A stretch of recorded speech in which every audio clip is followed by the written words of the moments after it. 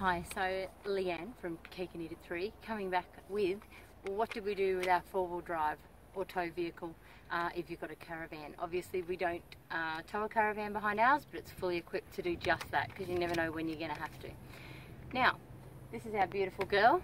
She's not looking so beautiful, is she? This is actually real life. So she is going to get a bath very soon, but I thought I'll show you what your beloved vehicle is going to look like after it's been on the road. So we've had our gorgeous girl nearly 2 years, and we planned for a long time before, oh gosh, no, more than 2 years, because we had it before we left and did all of the changes to her before going, because look, let's face it, anything that you mention on a four-wheel drive costs an arm and a leg. So I'm just going to run through a couple of the obvious ones, which obviously roof racks, spotties, solar panels. When we got the roof rack done from Jarram in Western Australia, in true anything you ever do to anything, all the attachments that you put onto it didn't fit 100%, or their bolts weren't the right sort or the right length, or crazy. But anyway, you move through all that, you get it all done.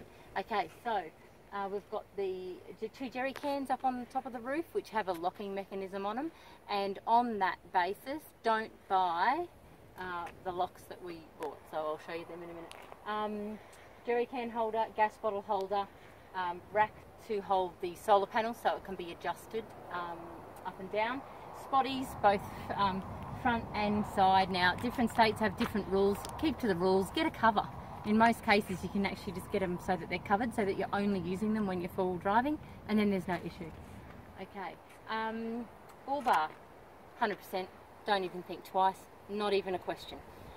Tow bar, which we'll get to in a minute. UHF radio aerial. So come with me.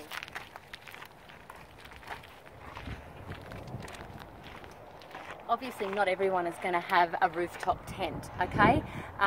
We wanted this as our off-road vehicle, so because we have the motorhome, which is clearly not going to go into a lot of places that we may want to explore on our travels around Australia, we installed the rooftop tent so that we could go off-road, go camping or whatever, and then come back to the rig when we're finished. Now also we've got a tub from Bunnings up there, waterproof, lockable tub.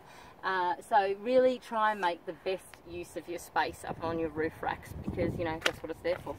Okay, so coming inside, I have a lot of this stuff on our what do we take with us, whether it be miscellaneous or electrical or anything like that. So the key things that I'd have to say is get yourself a driving camera. Now, links to ours are on the website, and they will be worth their weight in gold. TomTom, obviously our TomTom isn't on there at the moment, but GPS navigation, absolute must have, there's no questions about it. Okay, dash mat, steering wheel cover, okay? This is your baby, she needs to last the distance. Having said that, I've also got a sun cover as well, so whenever she gets left for any length of time, remember, some of the temperatures in Australia, particularly when you're chasing the sun, get extremely hot. So you need to protect her as best you can. I mean, up north, what sort of temps would you get in summer up north, Dale? 45. 45. Up to 50. Yep. So really, anything you can do to look after your tow vehicle, you do. Having said that, let me remove my bottom. We got black duck seat covers. Okay, they're a well-known brand. These have now been on there 2 years plus. As you can see, really faded. But you know what? If it wasn't the seat cover that was faded, it would have been the actual seat under it. So really worthwhile. Now, oh, there you go. Original. Now. 2 years. Didn't take long. Didn't take long at all. But do you know what? My seats underneath are perfect, and that's what they're for. You know. We got them a full set, so we've got our bench seat in the back as well as our 2 fronts. You know, Brett laughs at me, but I got my beautiful like Tambo Teddy's Queensland company. It's a four-wheel drive, huh? But it's comfortable, and Miss B and I love them, don't we, sweetie? We do. Yes, my chief photographer today, go B. Okay, so let me go back in. What do we got here? We've got a charging station. So Brett just got that. Do you remember where you got it from, Dale? Not little shorter. Yeah, okay, so 2 cigarette lighters, 2 USB charge points, okay, straight into the cigarette lighter here, and we've got a dual. We actually had another one installed. So one goes straight to our TomTom, and then we've got this dual one down here. So just remember though, any of these units that you buy, because we've also got one in our rig in Europe, there's only a certain amount of output that's going to come out of there, so don't overdo it. Don't expect too much of them. But look, we've found this to be really great. We charge up as we're driving along. I think you've all seen my review on the laptop charger. I mean, golden, far out anyone who tries to blog on the road. Okay, so we also have that for protection. Won't even talk about it. Some people are for them, some people are against them, but hands-free. Oh yeah. We can use Google Maps as well. Yeah, the phone just sticks on a magnet. And I've got a wireless. I've got a wireless. I can talk through my car's Bluetooth. So you're not using your phone while driving, which is no one needs to remind you to stay off the phone. Mats. Make sure you get yourself some mats. Okay, hopefully you're not getting a nice leg shot there. Okay, they're pretty stock standard. Not going to go into too much detail there. Come round the back. Let's have a look what we've got. Okay, now I've opened it all up for you. Beer fridge. The beer fridge. Did you want a beer? Love one, sweetie. Okay. Can you cheers. top that top too? I will. I'll get the opener now. So I'll have an Waco. orange juice later. Oh, okay. And cheers. So Waco fridge, okay? Fridge Honestly, it's a fridge freezer, so it's a CFX 65, okay? This thing is worth her weight in gold. Therefore, she has a cover. Therefore, she's tied down properly. There's a lot of debate between Waco and Engel.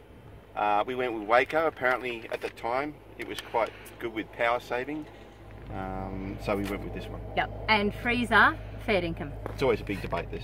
Absolutely fantastic. When we've gone over the Nullarbor, we can stock this baby full and not have to worry about the cost of food and drink and everything over the Nullarbor for the entire trip.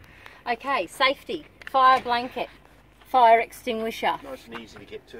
Easy access, people. Don't go burying them in the back of your rigs. Something goes wrong, you need quick access to your safety equipment. Let your whole family know where it is. So, okay, first aid kit, absolute necessity. Don't spare any expense in making sure that you've got everything you need in that. Okay, tinted windows on the vehicle, right round your cabin. Look at this. Pretty hard to see, and you know what? You can only actually see as much as you can because we've got the back open. So, I've got all the windows open in the car, but just for the added security, the added protection to your gear that is on the inside of those, it's not rocket science. Just, security, no, safety first, security second, money third, unfortunately. These are your babies that are going to take you right around Australia, so look after them. Drawer unit. Well, let me just tell you, I probably wasn't going to... That's locked. Yeah, probably wasn't going to go opening them all up there, honey. But you can pay as little or as much as you want for a drawer unit, okay? Each to their own. You can custom make, you can do them yourself with plywood. We've seen some actually great rigs, and people just put marine carpet over the top of their plywood setups in the back. Let me tell you, there's no right or wrong. Do what works for you. We had an inverter installed in the back. Hun, what do you think about that? Would we do it again? Probably not there. No. Make it more accessible. Put it in probably underneath the seat or in a glove box if you can. Yep. So it's just easy access. I mean, I have to move. It's actually in over here, love. It's actually in under here. So we've built everything under here, which is great. All our electricals go here, but the inverter's in there, so it means we have to remove my toolkit, everything, to get to it, to lift it up, to actually work in there, like to connect it up. Only ask. So we probably wouldn't do that again. Definitely not. What was the other thing we were talking about? Use it. Yeah. Oh, and at the moment. I'll get to that one. Sorry. Yeah. Yeah. Okay. So Waco inverter. Let me go. Dual battery setup. Oh, Brett's favourite topic. Oh, joy. Yes. Okay. So, like everything, you research it before you get started. You think that you're doing the right thing, and you install it. It's not until you get on the road You test out how it goes. You test out what wattage your solar panels are and if it's adequate. Look, we're making some changes, to put it bluntly. Okay. I think the first time we did it, what did we do, love? We had a lead acid leisure battery. We've now got a deep cycle, thanks to Matt and the boys at Battery World in Bunbury. Great advice, you know, cheers to them. They also gave me the wonderful laptop charger idea. Fit, which was a bit of a problem. It was tight, it was. When we originally installed the whole unit. Which is why we went with what we did at the time. Yep. But don't save money. This is your charging, this is your solar, which gives you the power, which charges everything, which keeps all your food cold and your beer cold. Here's cheers. And she's cold. Ooh, and she's cold. Okay, gas bottle, we've already been through all of that. The dual battery, I don't think we've got anything to add on the dual battery. You've got to have the dual battery. Yep. Don't leave it to chance. We made a mistake and we put the solar connection straight to the main battery of the vehicle. I now have to remove it, track it back down, and then place it to the leisure battery, or the secondary battery, deep cycle battery. It's just not, it's not charging, not giving me enough charge. Yep. So. But you work all that out on the road. But you know what? If you can save some of these mistakes by, you know, watching guys who are already on the road, well, you know, that's the best way to do it. Okay, I bought this cheap shit online. I haven't found a good one yet, okay, so I've got nothing to tell you about where to get a good one. I got this one at the time because it had a drop-down laptop thing, so if B was in the back, a tablet had a tray table, so that's why I actually went with this one, and because I couldn't find anything better, but haven't found the perfect one yet. Okay, you want on that safety note too, so your fire extinguisher, your fire blanket, you know, your first aid kit. You also want a pair of gloves, okay?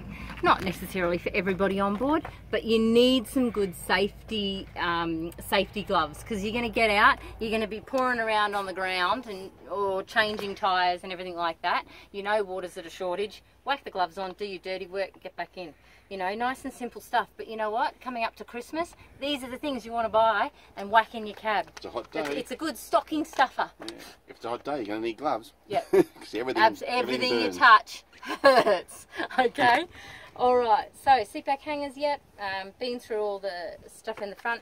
Okay, torches, seems an obvious one. Make sure there's a torch in the car. You don't know when you're going to break down. And check your batteries regularly. Yeah, check the batteries. You can have it in the glove box and you forget about it and the batteries are dead when you really need them. Yeah, that's right. I mean, to a certain degree also, you can carry one of those high lumens torches now, which are also a security benefit, especially if you've got young children. They can actually be flashed and they will temporarily blind someone, adding a little bit more protection to your rig, but they're chargeable by USB. So if you find that you're in the vehicle and your batteries are flat on your torch, plug her in, charge her up a bit, and you're still going to be right to go. So all these things are just, you know, if you're going to get one anyway, why not get one that you can use as a USB charger.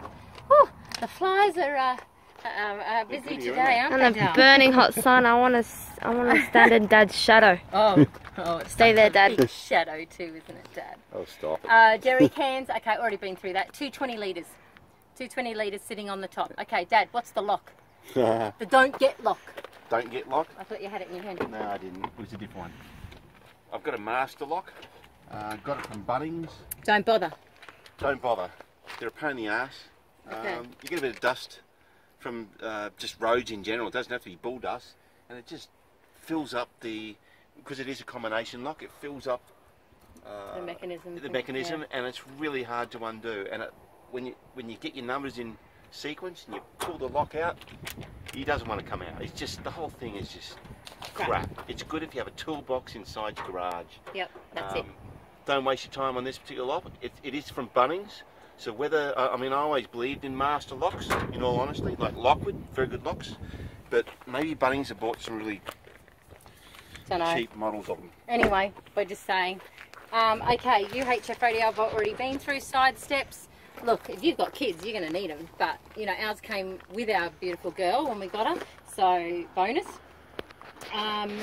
Long range fuel tanks. Before we left, how many litres have we got, Dad? I think it's 120 litres. 120 litres. So, 120, 130, can't remember exactly. Let me tell you, oh, absolutely so worth it. Now, we know how much it costs to fill a long range fuel tank. Ow, ouch, especially at the moment, bloody buggers, but so worth it.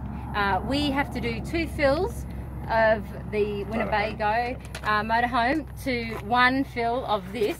So basically the 220 litre fuel tanks on the roof are pretty much to keep the motorhome going, to get through longer distances and not have to actually be buying expensive fuel, like getting to choose a little bit where you want to fill up so that it's cheaper.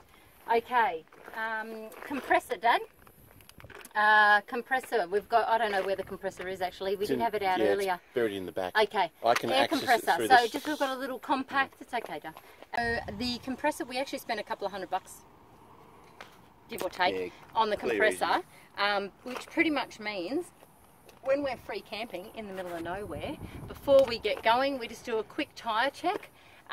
We actually have on the motorhome tyre dogs, which pretty much tell you like what on the dash what all the wheels, tyre what pressures are. Heat. And we have them on the trailer as well, because you know, you've just 100% safety all the way first. Okay, so with your tyres, if they're not right and you're in the middle of nowhere, well, that's not really too much fun. So your compressor is just bang, whack it on, charge her up off your battery. You know, we might do a video on that just to show people, which is a bummer. We did it this morning, so I should have thought about that. If you hit the sand, you need to reduce the pressures in your tyres. Yep. It's something you just got to have. You've got a four-wheel drive, you've got to have a compressor of sort. Okay, so, back to Security 101. The best thing we have ever done to this vehicle. Admittedly, I am fighting with Telstra at the moment, so they're not my favourite person, but you have to have Telstra, you're touring the country. Okay, embedded in this beautiful beast is actually a GPS tracker. So this is something that, you know, people go, oh wow, like that's pretty full on. You know what, if this goes missing, I can ping her and get her within a metre. So if you're in a shopping centre, a big one, yeah, I know, and you lose your car, you can find your car. You can track your car. That's more important when we're actually overseas. We've had to use things like that. Yeah, well, we use an app for that one. Yeah, but yeah, we'll come back to that. The old Maps.me app, you got to have that too for those situations. But oh my goodness, honestly, you spend so much time and money actually setting up your rig and getting it how you want it. The very last thing you want to do is have your baby go missing. So let me tell you, it is worth it. 100%. And you know what? Just get yourself a SIM card. Yep. Telstra SIM card. We'll go through that. I'm going to do a security video at a later date and explain the different products we've used and the positives and what didn't, because there were plenty that didn't, let me tell you. So we're actually still working with some of our products because we wanted to actually use them for a considerable amount of time to make sure that we don't go, yeah, this is great, and then it breaks down. A couple of months later, it's so we've been using them for a couple of years, okay? We're like really reviewing these things. We hope to save other people some money because you know what? We wouldn't spend the same amount that we spent again where we spent it. So or had to replace whatever it is we bought originally. Yeah, lots of things. Okay, solar panels. How many watts, Dad? 120. We started with an 80. Yep. Wasn't enough. Not good enough. So we had to, due to the fridge. Mind you, solar panels are changing at such a rapid rate. So when we first did it, I think that was considered to be actually quite a good solar panel. But yeah, they've just come so far, haven't they? So now we have 120 watt, and we've also got connections for a solar blanket, so that if we want to add extra solar, we have 2 connections in the vehicle, one at the front, one at the back, to add a solar blanket on there with its own regulator, so we don't blow things up, and we can live off grid for quite some time just in this vehicle. Okay, I think we've pretty much covered it all. Look, we've got some extra things that you're not going to necessarily bother with, but because we've got a rooftop tent, we made sure a lot of our stuff was movable from one rig to the other. So you've all heard about Sirocco fans. They're the best.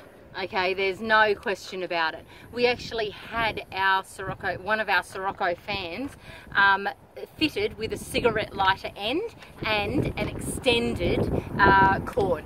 So basically what that means is we can actually take her with us in here and have her cord reach up into the tent. Now, deluxe you might say, but if you've been gold prospecting, as we have the last week, and it's a really hot day, and it's a really hot day and you're not sleeping very well, you're going to be really thankful you did that. And let me tell you, we whacked another cigarette lighter in the top of Miss B's room, and so she uses that one in her room when it's really hot, and we can take that same one and move it around the van or take it outside. I've modified it so one of them's got a clip on it, so you can actually clip it to any, to anything, the side of a door or side of a cupboard, or so it's quite easy to attach to anything.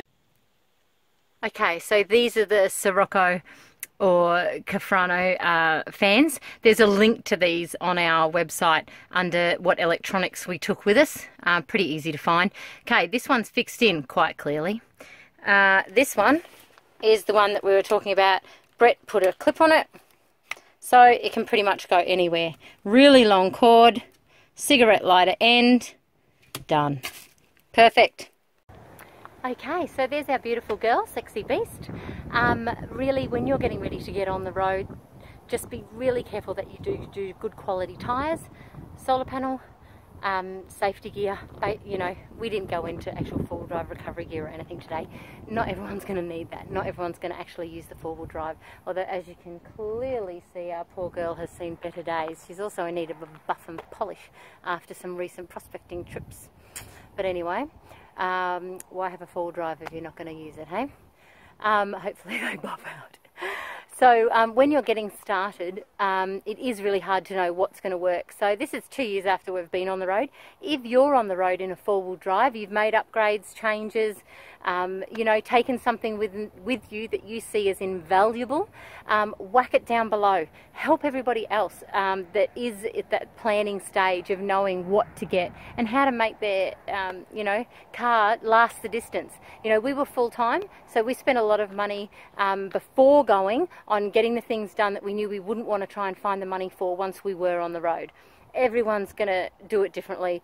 You know, some people aren't going to bother with drawers in the back. Some people are definitely not going to bother with a rooftop tent if they're carrying a camper van. You know what? Whatever works for you, go with it. And hopefully, if everyone else is sharing their experiences with what worked for them as well, that will help you get started on the road. Next week, we're discussing making full-time travel more affordable. So until then, thanks for watching, and we'll see you soon.